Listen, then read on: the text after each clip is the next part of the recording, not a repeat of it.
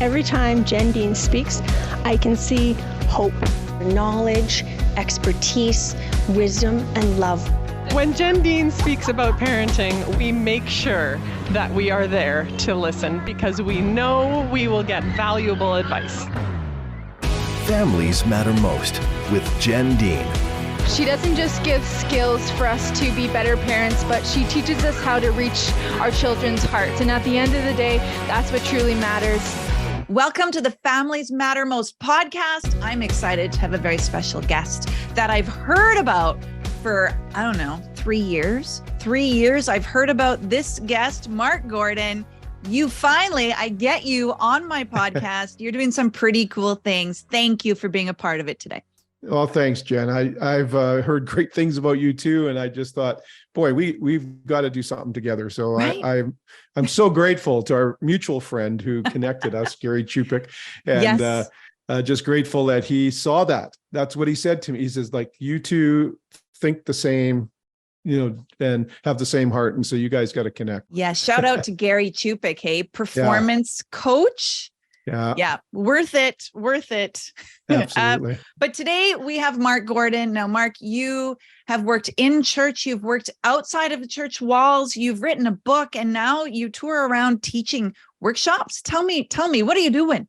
Yeah, well, I have this passion to see families and even organizations have a healthy relational culture, because I think that everything flows out of relationship. I believe we were created for relationship, and so everything flows out of relationship. And so I really find that I was just observing over the years of being in leadership and working with people that a lot of people don't put intentionality into their relationships. We live by accident instead of on purpose. And I felt like, man, we just got to do something about this. And of course, it comes out of my own story of being completely terrible at relationships. Were you terrible? I was. I grew up in a very demanding home, a very emotionally abusive home, and sometimes physically abusive. But it was done in the name of, behavior and doing the right thing and all this kind of stuff. Spare the rod, spoil the child type of mentality. Yep. Yeah. And so I didn't know how to have relationships. I didn't know how to relate to people. And what I've discovered through my journey is that it was actually I didn't know how to relate to myself. Really? And I found that if you can't relate to yourself, it's very difficult to relate to other people. And so I started to develop that relationship with myself. And also for me, of course, there's a divine component to that, but a faith component, but it was still, I had to get to know who I was and start to know myself so that I could believe in myself, so that I could actually be myself. It sounds so nice and fluffy when we say it on the other side, but what did that journey look like for you? Like to have to stop and look at yourself and say, wait a minute, maybe I'm part of the problem here. Yeah. That would have been hard. It was painful, and it was painful for my wife and my family. And so what happened was, to cope with what I went through, I ran away from home very young. So I ran away from home at 13, got picked up, taken home 14, and then at 15, I left for good. Found myself on the streets of Vancouver, living under the bridge, Oak Street Bridge sometimes, and I was steeped in addiction. And then I met my wife in a bar, got together right away. And then we ended up I got her pregnant. And so whatever was in me, I thought I had to do the right thing. And I always joke when I'm teaching about this stuff and saying, this is how romantic I was. She called me and said, I'm pregnant. And I said, I guess we should get married. Well, I guess so. I guess we should get married. And so sweeping her off her feet, right? Anyway. So what happened is that when my son was 2.5 or so, she had had enough of the addiction. She had had enough of my attitude, my, behavior and whatnot. And so we didn't officially separate, but I got offered a position with a company that was in another town, another city. And so I moved to take the job, and she decided she wasn't moving with me. So I dropped my son off at my parents' place halfway between, and then I'm on my way there, and I'm it was moving from BC to Saskatchewan. So you can that road between Calgary and Regina is the longest road in the world. And yes. I am like overwhelmed with awareness all of a sudden that I have completely messed my life up. That started me on a journey of actually discovering that I couldn't do this on my own. I needed a higher power. And I started in a recovery process that took several years, but I just had this awareness. And I think the catalyst, when I think back, the real catalyst was the first time I held my little son and I got to see him after he was born. And I remember an overwhelming thought that like, I'm responsible for this little one. And I need to give him a better chance than I had. And that was the initial thoughts. Now, it took a few more years to get to the place where I got the help I needed, but help I got, and I was able to start my healing journey. So as I was healing in that journey, even after I was doing well, I was in leadership, even in faith leadership, I was, growing, and I kept tripping over this relationship thing, these insecurities that were inside me. And I discovered that I had this deep fear of failure that had been established in my heart. And the cause and effect of that failure was that I ended up having to try to prop myself up to look better than I was, or I couldn't hear any criticism. I couldn't hear anything from anybody negative. Right. And I would just react, and anger was my drug of choice in sense of trying to control my environment. And so I was an angry guy. I crashed, I hit bottom. I just said, I can't do this anymore. And when I realized that it was the relationship piece, that started me on a journey to a healthy relationship. My wife and I just had our 40th anniversary. We have a healthy, vibrant relationship. It's a long story I won't tell, but we ended up getting back together because I did have that crash, and I did come to my senses, if you will. And I asked her if we could try again. And together we grew together. Now, she has her own story of growing up with 3 different stepfathers, abuse very rampant. And so she didn't know how to relate either. So when we really, on hindsight, started breaking down this whole idea of why were we so dysfunctional? Why were we so codependent? We realized, oh, okay, I had a fear of failure. I find we put 2 primary walls up around our heart when we're dysfunctional or when we're in pain. Number one is we put a wall of fear around our heart. So mine was a fear of rejection. And then the secondary wall we put around our heart is defense. How are we going to defend against people seeing that fear? And so for me, that was propping up and whatnot. Now, my wife had a fear of rejection because she had been rejected so many times in her life. And her defense was to keep everybody at bay. Now, that could go the other way too. You could become a people pleaser, trying to make everybody like you. But hers was, she hardened her heart and she kept everybody away. Keep in mind, us coming together, I have a fear of failure and she has a fear of rejection. Her defense is to hold me back and to push me back and to whatever. And my defense is to overcompensate. Right. And so, prove that you are good. Right. You're not a failure. You do everything right. See, I'll show you. Yeah. Right. So I'm right. You're wrong. That's the way it is. I can see how this might turn out, right? But I think a lot of listeners right now can relate to that. Is we're trying so hard, but it feels like everything we're trying is actually having the opposite effect. And what do? We're spinning our wheels. And what I'm hearing from you, Mark, is that you've been there. You've been in that darkest, deepest valley. You know what that pit of despair is like, is you've hit that bottom and you've had to crawl out and learn the things. So anyone that's listening that thinks, oh, we're too far gone, me and my partner, we could never be happy. We're like just barely, we're just going to have to be roommates or we're not going to make it. I want you to hear Mark today to say, look, they figured this out. And so can you. Now, you wrote a book that talks about relationships and you focus a lot. I'm not sure if your book does, but I know in your practice, you focus a lot on helping couples Now, Yeah. what I want to talk about both. What do you want to talk about first? Well, I talk about couples, but also families in general, because the subtitle of this is the essential blueprint to building strong families and fostering healthy relationships. I believe you have strong families when you have healthy relationships. So that's the connection, right? And so, yes, I believe that the parents in a home set the tone, the relational culture of the home. And we're teaching our kids, whether we know it or not, by osmosis, how we treat each other. Right. And so I believe that it's really important to learn how there's some basic things. If I can tell you, the book is based on a syllabus, and the syllabus is this: if you want a house that's going to stand the test of time and it's going to stand in the storms of life, you need three things. Okay. You need a healthy foundation, you need a strong framework, and you need a sturdy roof. If you have those three things in a house, everything else is room division and decoration, you know, prettying it up, so to speak. This is the same for if you want to build a strong home or a healthy home or a strong family or a strong relationship. You need a healthy foundation. You need a strong framework. How are we going to relate to each other? And you need a sturdy roof. The roof speaks of a covering. And it's very interesting because I go into what is real authority? What is true authority? Because I don't think we have an understanding. You see, authority was used against me when I was growing up. Right. It was abusive to me. And so I had a negative view of authority.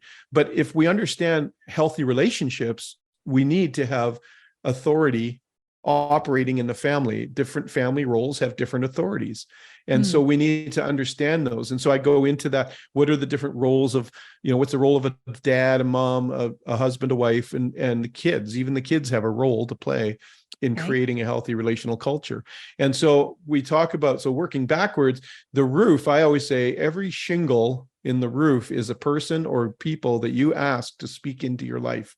Yes. You know, whether it's a coach like yourself or a coach like myself, or if it's a pastor, or if it's a leader of some sort, or just friends who you trust, who you've built a trust equity with, that you can ask to speak into my life. What do you see? How do you see our family? Is it, you know, because what we do tend to do is not only do we live by accident, but we hide the things we do wrong. And so when we make mistakes, we tend to want to cover up. And I always say pride manifests in two ways. It either puffs up, we think greater than we ought of ourselves, or it covers up, where shame comes in and we want to just hide everything. When you have those two dynamics working in a family, what happens is it creates secrets, it creates places that families can be hurt, the relationships can be damaged, rather than having the light shine in there and show everything. Yeah, there's an old proverb that says, there is a way that seems right to a man, but in the end it leads to death. Yeah. And I think, oh, you know, who do I trust that I believe wants the best for me? I don't believe they're trying to undermine. They legitimately want me to do well in life. Yeah. And who do I trust? And if they see something, do I want them to tell me? Right. We would all say the answer is yes. Yes. But really, it's not. But it's not. Like, we know not the when right it comes answer. down to it. It's humbling, but there's also safety and security in that. And that, I mean, that is humbling, but it's so healthy for us. Authority in its purest form is designed to protect and to empower. And so true authority is really designed to protect you, but also to facilitate you. Facilitate your career, facilitate your, so a good leader will facilitate the team's success. Yes. And so, because they come under and they build up, they don't lord over, right? And so authority in most people's minds is somebody rules over me. It's a roof. So somebody, you know, a covering must mean that I'm under subject to that covering. But actually, in fact, it's actually the opposite. It's really people who have the best in mind for you that want to speak and release and health into you. So I go into that in that last section of the book so that people can understand that actually when you apply authority and accountability in the right way, it actually protects you and it helps you flourish in life. And that's really important, you know. And then working backwards, the strong framework, I've always said Let me ask you a question. Most organizations and companies and whatnot have vision and mission statements, and they have a set of values. Yeah. My question is, why don't families? Right. What's the purpose of a vision and mission statement? Is that somebody's trying to get everybody going in the same direction. Mm-hmm. They want the people to buy into the culture, buy into the. So in my book, in the middle section, Building a Strong Framework, I actually have an exercise people can do to actually build a vision and mission statement for their family. And I always say, include the kids, make it age appropriate, but include the kids. Yeah. And then a set of values that we agree to. And so what that does is they become riverbanks. The vision and mission. Vision is where we're going and who we want to be as a family. Mission is how are we going to do it? How are we going to get there? And the values is the attitude we're going to have as we go. And so what happens is, I say in the book, it's like if we put the family into little individual rubber dinghies and put them in the ocean, eventually they'll lose grip and they'll probably all drift wherever they go. How many times have I heard, well, we just drifted apart, or it's not the same person as I married? Well, yeah, because you're in a dinghy in the ocean. But if you put riverbanks up, vision and mission, and now you're flowing in the same direction and you're moving somewhere together. And that vision tells you where you're going, and the mission says how we're going to get there. And that was revolutionary in our family, in our life. We as a family picked up a vision and mission that we were going to make a difference in the world, that we wanted to help others, that we were going to be, and our vision statement is we reveal the value every person possesses. So now when the kids agreed to it, so I'm going to give you a story, right? So our kids are now grown and adults. We have one teenager left at home. She must have called the other two saying, hey, there's tension in the home. Mom and dad are not getting along. I don't feel comfortable there. Can I come stay with you for a couple of weeks and whatnot? And my son says, and my older daughter said, nope, we're going to come over right now. It was 11 o'clock at night, and they came knocking on the door. And I remember it so clearly. We were going to bed. And so, they get us up and they come in. We're having a family meeting. Of course, that was what I always said when they were growing up. That meant that there's some things we got to sort out. They're using your tactics against you now. Yes. They got us down. They said, listen, we don't need you to tell us what's going on with you two, but we grew up in a loving home and a home that valued each other. And right now, Jen is not feeling the love. She's not feeling that value between you two. You're not valuing each other. And Jenna is in an uncomfortable position. So we would like to ask you to figure it out, straighten it out, and get back to where we're supposed to be. Now, first and foremost, it was like, right in the heart. Mm-hmm. I could have easily rose up and I'm the father of this family. I say, no, it humbled me. It was like, wow, we have enough relational equity with our children that they were able to actually challenge us and hold us accountable. And because you had done these practices earlier, they had the vocabulary to know what to say, to know what to do about it. It's just so powerful. And I have one other story. I was leading in a faith organization, and I had a call from a local school across the street.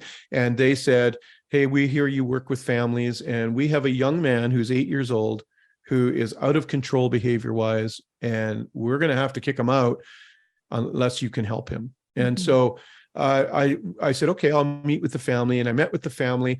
I won't go into the whole story, but obviously mom and dad were not doing well. There was addiction involved somewhat, but mostly it was just anger. And what would happen is, what I discovered is when they started to escalate, it would sometimes get quite violent with words, if not actual violence. And the little boy, to deflect the anger off of mom, would go in his room and start tearing it apart and screaming and yelling and having a fit. And what would happen is then dad's attention would go to him instead of hurting mom. He would hurt him. And he was, in his mind, protecting his mom. Right. At school, when he felt tension in the classroom or between classmates, he did the same thing because it worked at home. And so he would do it. It's what he knew. So when I was working with the family, what we did is I took them through the exercise of building a vision and mission statement and a set of values that they all agreed to. There was 2 other siblings, and so we included all the kids. And I had them make a poster with all of this on it, and they put it up in the dining room. About 3 months goes by. Mom and dad, we're doing regular coaching, and they're getting way better, but they had a tense moment, and they started to escalate. The little boy walks into the kitchen, doesn't say one word, grabs them by the hand, walks them to the dining room, points at the poster, and walked away. Didn't say one word. And they, of course, both got it right away that they weren't living up to the vision and mission. They weren't living up to the values we agreed to. And of course, they start laughing, and it broke the tension and whatnot. But you see, it gave that family riverbanks to say, this is who we're going to be as a family. And so that was important to put in. So that story's in the book, and so powerful. I do a similar type of exercise with my clients, and I do some vision casting with who do you want to be? What kind of family do you want to have? Yeah. I like your variation of it. I think it's excellent. I do something similar where I ask parents, kids to close their eyes and to imagine the feeling they want. And that's kind of where I start from, is what is that feeling you love in the home? Yeah. And often when I'm working with teens, especially, this is super important, because lots of the times when teenagers feel separated from their parents, when, parents say they just hang out in their room all the time, they don't want to participate and be a part of the family. When I get down to the feeling part, it's because they have different ideas of what home should feel like, and having this conversation and then combining it together to be like, hey, this is our family. This is all of us. We want to make sure that everyone is getting their needs met for what they want home to feel like. And that's kind of the way that our starting point, but we end up, I think, getting to a similar place. We end up getting, a poster on the wall or a vision statement on a board, some art project. It's so powerful. It is. It's powerful because our brains, I love brain science, so I study it a lot. And our brains don't know the difference between imagined and real. Yeah. Yeah. They believe what you think. It believes what it thinks, right? So that kind of visualization, that kind of work actually gets their brain connected. The neuroplasticity gets connected to the heart. And so that's why that works so well. But I love that, Jen. That's amazing. I love that. So we have a sturdy roof. This is all in Mark's book, by the way, which I'm going to put a link to wherever you get this podcast. There will be a link to the book. So a sturdy roof, strong framework. And we also have the healthy foundation. A healthy foundation. What does that look like? So in every relationship, there is the healthy foundation. I believe there's probably lots of them, but I chose 5 pillars of a healthy relationship, or a healthy foundation in your relationship. So if you're building a building, the pillars are the things that go into the ground to make sure they basically carry the weight of the house. And in the same way, the foundation of your relationship will carry the weight of that relationship. So the healthier and the bigger you want the relationship, the stronger those pillars have to be. And so the 5 pillars are this: trust is the cornerstone pillar. If you don't have trust, you don't have a relationship. It's never going to work. It's going to keep being broken down. And so trust is always under attack. So I talk in the book about 3 ways you can build trust intentionally. See, trust is one of those things that doesn't happen by accident. It has to be intentional. And so there's 3 things that you can do to actually build trust. And what I liken it to a bank, where you're building up a trust equity. You're putting deposits into the trust bank so that when you do have a bad day and you do make a mistake, you have something to withdraw. Yeah. If you only make withdrawals and never make deposits, you'll end up bankrupt. Right. In the same way with the relationship, right? The second one is communication. Communication is so vital to healthy relationships. We need to learn how to communicate our needs, like you were saying, our needs and our wants and our desires, without the accusatory tone. And communication, of course, has 3 areas, like tone of voice, body language, and the words we speak. Now, I'm a word person. I always believed that the words we spoke carry life and death in them. And that is true. But this study that was done, they discovered that only 7% of the impact on a person through communication is the words. 38% is tone of voice, and 55% is body language. Oh, and, yes. And I thought, wow, so why? Because I really believe in words. And then I realized, oh, the tone of voice and the body language is the rocket fuel that fuels the words that are spoken. So I can say, yeah, I love you. Or I can say, I love you so much, right? There's a whole different way. Very different. Yeah. And so healthy communication is the second pillar. The third pillar is authenticity. And this is, I referred to it earlier, but it's like you're always told just be yourself. But what if you don't know yourself? How can you be yourself? Yeah. So authenticity isn't just being real. It is being real, but it's knowing who you are so that you can be authentic. And I really think that it's important to understand that authenticity has to be built from the inside out. It can't be a facade. It can't be something you think people want. It's got to be authentic so you get to know yourself. I discovered in my journey that I actually had a calling and a purpose for my life. And that purpose was to be an encourager. That's it. Be an encourager. Now I can do that in multiple ways, and I do it in every way, every day. I'm so fortunate. I've been able to now make a career out of encouraging people, which is amazing. But I believe that your purpose makes a way for your life. And so it is in every area of my life. I'm an encourager. So what that did for me is I could be authentically an encourager. And I knew myself as that. Now I could start believing in myself. I encourage people. I give people courage. And then the last piece of that is now I can be myself. I'm an encourager. So when I'm having a bad day, when I'm feeling discouraged, I can pull myself out of that hole because I can say, no, I'm an encourager. This discouragement doesn't fit in with who I am. It's not the real me. It's not who I am. And I tell people all the time, the things that we did that we have shame around, the things that we've done in our lives that maybe have brought some shame, or certainly unhealthy guilt is shame, right? But even unhealthy guilt, what happens is the reason it didn't feel right, if you really dig down deep, you realize that those things that you were doing didn't feel right. It wasn't who you were. But it's so hard for us to admit where our weaknesses are.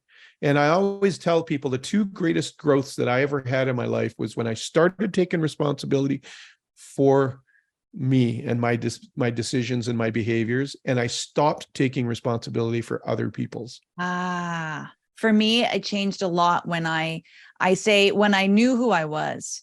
When I got to a place where I could look myself in the eye and say, I know who I am. I know who I'm not. I know my weaknesses, and I'm okay. There's like an acceptance there. I'm okay with the things that I'm really not great at. I can recognize that. I can own that and be responsible for it and apologize for it. And yet at the same time, accept that this is who I am. And that's authentic. Yep. Love it. That's authentic. I know what I'm not good at. I know what I am good at. And I know, so that means what that did though, here's the byproduct of that: confidence. And when we have confidence, we actually operate very differently. When we have confidence, we can confidently deal with conflict. We can confidently deal with issues in the relationship because we have confidence. We know who we are, and we know, and we are authentic. When both parties are like that, husband and wife are, I call it interdependence, right? We don't, codependence is I can't live with you and I can't live without you. Right. Independence is I don't need you. I live my life. You do what I tell you. But interdependence is my wife and I are both, we know who we are. We know what our purpose is. We are strong individuals, but we choose to come together and join our strengths together. And that, to me, you have to have authenticity. And so and that authenticity builds confidence. The third pillar is honesty. And I think that honesty is it's lost in our society today. And we even think like omission is also dishonesty, but little white lies won't hurt anybody, but actually they will. They'll hurt your relationships. One of the ways you build trust is transparency, or the word I use is emotional intimacy, is into me you see. And so when you're not honest, when you use dishonesty as a way to get out of trouble, a way to avoid a conflict, what happens is you're taking withdrawals from the trust bank. it's interesting because all these pillars interact with each other, because that's poor, to be dishonest is poor communication. Yeah. It's not being authentic, and it's certainly hurting the trust pillar. And people around you can sense it. They can feel it, going back to that body language piece. Like, right. we know when someone's not truly authentic. Yeah. So it's worth it to do the work, to be at, to be at peace with who you are. And it does bring more confidence. I love it. Some people ask me, why wouldn't that pillar be integrity? Well, because I believe integrity is found in authenticity. So integrity is like this on this hand, I say who I am, and on this hand is who I actually am. If that's together, I have integrity. I don't need to worry about honesty. I'm going to be honest because I have integrity. Right. But if I'm not honest, or I'm not who I say I am, because I don't know who I am and I don't have authenticity, well, then I've got an integrity gap, what I call integrity gap. And that gap grows and grows if you don't deal with it. So the reason I didn't include integrity is because it's part of the authenticity pillar, but honesty is it's a whole thing. Like, if you think about it, like, there is so much dishonesty in the world, in our society, politicians and government and Hollywood, and there's just so much deception out there. And I believe deception hurts relationships. And so honesty is a pillar. If you can keep that honesty, my wife and I are honest with each other, we're open with each other, boy, we just feel connected. Honesty creates connection. Even in psychology, it talks about to be known, to be fully known. Yeah. There is an amount of honesty there. I mean, it's authenticity too, but also there's this honesty, this nakedness that's to it. But it's so good and so healthy for us. Yeah. And it's like, you know what? I know I messed up. If I can admit that, it's actually cleansing for me. You see, part of the problem is people don't want to take responsibility, because if I do, then I'm agreeing with that negative message that's come to me that I'm, a terrible person, or I'm a jerk. And if I agree with that, that means it's true. No, it's actually not true. You got to separate behavior from personhood. Right. Your personhood has value. Your personhood is authentic. Your personhood is, and if you do something, your behavior is something you've done wrong. It doesn't line up with who you really are. So by admitting it and confessing it, you're actually saying, that's not who I am. That's not part of who I am. This is who I am. And so it's much better to take responsibility, because it frees you to accept that, there's things I do that aren't aligned with who I am. They don't line up with my character. Yeah. Rather than letting your behavior determine your identity, let your identity determine your behavior. Which is a process. And I fail at that sometimes. But yes. It's everything we're saying is a process. Right. I don't get it perfect. When I teach this live, it's like I was teaching it this week in a recovery house, and I was saying the same, hey, listen, I'm still not perfect. And I always share a story of how I messed up recently. So it's like, but it's something to shoot for. It's something to grow in. Right. Yeah. And the last pillar, which I think is a lost art in our society, is honor. We honor, the word honor means high esteem. We have lost the art of highly esteeming one another. You see, when I'm in a marriage, when I'm in a family setting, name calling, yelling, putting down, squishing others, that is not honor. That breaches the principle of honor. It does not highly esteem each other. And I think it causes that's why it's on the trust and honor are on the pillar. They hold the weight of the relationship up. If we can be people of honor, then we can actually, and that's what I chose to be. That was an internal value. I want to be a person of honor. That means that honor, that's my identity. I'm an honorable person. That determines my behavior. Yes. So even people who are serving me, a server, say in a restaurant, I used to be the one that would complain, send a meal back, be a jerk, what's wrong with you, but in my healing journey, and now I'm a person of honor, that's who I really am. Now I honor them. And if I can see they're struggling in a day, I want to help. I want to say, encourage. And so sometimes I'll tip a bad server, even more, telling them, I can see you're having a rough day and I just want to honor you. This is not an easy job. And so I honor you for serving other people. And I can't tell you how many times I've seen tears come in their eyes or dripping down their cheeks, because it's a culture of honor. So I want my home to have a culture of honor in it. And so that's why my kids had the freedom to come and challenge us, because we weren't honoring each other by withholding. Like it wasn't that Sandy and I were yelling at each other or that we were fighting like we used to do. We've grown past that, but there was silence, there was stonewalling, there was tension. Right. And that tension is not honorable. You know what I love about these pillars is I can see how they all work together as you recognize and are dealing with one and working to implement it into your life. And this is who I am. I can see it naturally would increase the others. Totally. So kind of in one. And what I love about honoring is it believes the best about other people. Yes. I want to be that kind of person.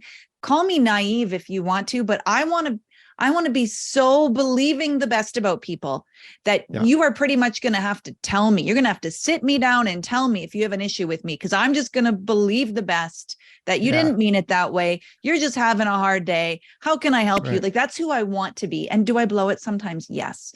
But that's what I'm working towards. Right. Yeah. And I think that comes from a place of we shift from a judgment point of view to a curiosity point of view. You see, I discovered there's always cause and effect. So my first reaction before I always say you can train your brain, right? Change your mind, change your life. So what we're doing today is training somebody's brain into hearing these new ideas and new concepts that say, ooh, yeah. Or it's like, yeah, I've heard those things before and that really witnesses with me. So what I realized is that if we can apply these things, these principles, we are building a healthy foundation. It can stand a storm. It can stand a flood of stress that comes to a family sometimes, financial stress, other types of stress. How do we make sure that we can stand in a storm? We've got to have these principles active. What if and I encourage this, what if a family took a pillar a month and did a theme? So this month is Trust Month.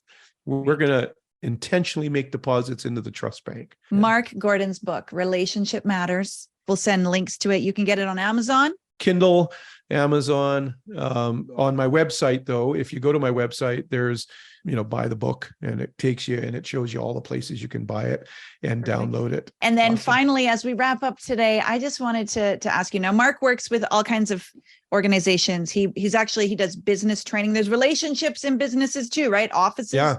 But I would say one of your specialties, one of your niches is dealing or helping couples that are, they're hitting the bottom. Yeah. They're on the verge of hopelessness here. They're thinking, is this even worth it at this point?